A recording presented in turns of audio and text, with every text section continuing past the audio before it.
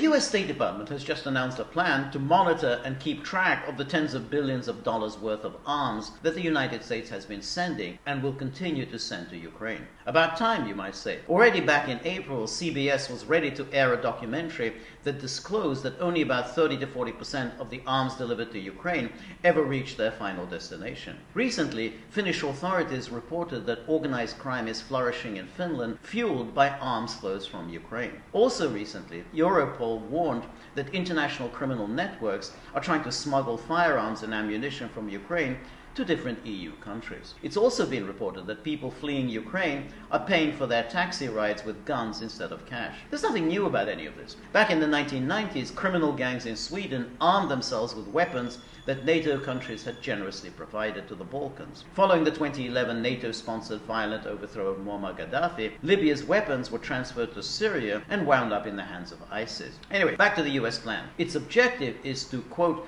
bolster the ability of security forces in Ukraine to account for and safeguard their arms and ammunition. Goal apparently is to, quote, limit illicit diversion of weapons by Russia's forces. Well, that's weird.